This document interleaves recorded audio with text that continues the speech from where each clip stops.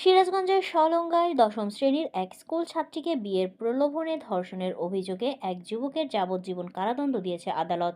Staff reporter মিনহাসউদ্দিন জানান, বৃহস্পতিবার দুপুরে সিরাজগঞ্জ নারী ও শিশু নির্যাতন দমন ট্রাইব্যুনাল ২ এর বিচারক বেগম সালমা খাতুন এই কারাদণ্ড প্রদান করেন। দণ্ডপ্রাপ্ত আসামির নাম আবু কাসির হাসান হীরা। সে সিরাজগঞ্জের রায়গঞ্জ উপজেলার মুজাফফরপুর গ্রামের আব্দুস সাত্তার ভূঁইয়ার ছেলে। একই সাথে তাকে ১ লাখ টাকা অর্থদণ্ড, অনাদায়ে ২ মাসের বিনাশ্রম কারাদণ্ড দেওয়া হয়েছে। মামলার অপর আসামি নুরুন নবীর বিরুদ্ধে অভিযোগ প্রমাণিত না হয় তাকে বেকসুর খালাস দেওয়া হয়। সিরাজগঞ্জ নারী ও শিশু নির্যাতন দমন ট্রাইব্যুনাল ২ এর পিপি মাসুদুর রহমান মাসুদ এই তথ্য নিশ্চিত করেন।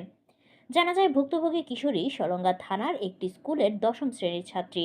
২০১৬ সালে কিশোরীর সাথে পার্শ্ববর্তী রায়গঞ্জ উপজেলার আবু কাসির হাসান হীরার মোবাইল ফোনে পরিচয়ের এক পর্যায়ে তাদের মধ্যে প্রেমের সম্পর্ক গড়ে ওঠে। ২০১৮ সালের ১১ই ফেব্রুয়ারি আসামি নুরুন নবীর সহায়তায় আবু কাসির হাসান হীরা কিশোরীকে বগুড়া জেলার মমিন পার্কে বেড়াতে নিয়ে গিয়ে সেখানে বিয়ের প্রলোভনে কিশোরীকে ধর্ষণ করে এবং মোবাইল ফোনে ভিডিও ধারণ করে। ভিডিওর ভয় দেখিয়ে বিভিন্ন সময় কিশোরীকে একাধিকবার ধর্ষণ করে সে। এক পর্যায়ে কিশোরী অন্তঃসত্ত্বা হয়ে পড়লে বিয়ের জন্য বললে বিয়ে করতে অস্বীকার করে হীরা। এরপর ২০১৯ সালের ১৬ই জুন কিশোরী বাদী হয়ে আবু কাসির হাসান হীরা ও নুরুন নবীকে আসামি করে সলঙ্গা থানায় মামলা দায়ের করেন। স্কুল ছাত্রী ধর্ষণের ফলে জন্ম নেওয়া শিশু প্রাপ্তবয়স্ক না হওয়া পর্যন্ত ভরণ পোষণের দায়ভার দণ্ডপ্রাপ্ত আসামি ও আসামির বিদ্যমান সম্পদ থেকে বহন করতে হবে বলে রায়ের আদেশে উল্লেখ করা হয়।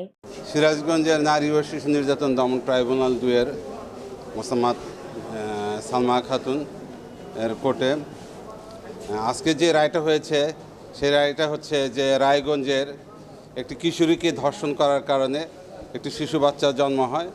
জন্ম হওয়ার পরে এরা পুরোপুরি অস্বীকার যায়। এক পর্যায়ে এরা মহামান্য হাইকোর্টে যান।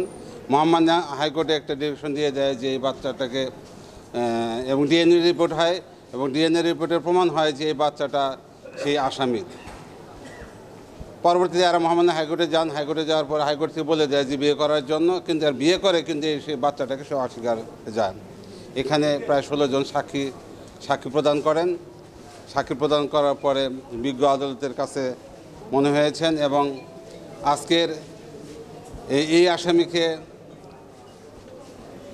আবু কাসির হাসান হীরাকে যাবজ্জীবন কারাদণ্ড প্রদান করা হয়েছেন এবং অপর আসামি নুরুন নবীকে বেখুলুস খালাস প্রদান করা হয়েছে।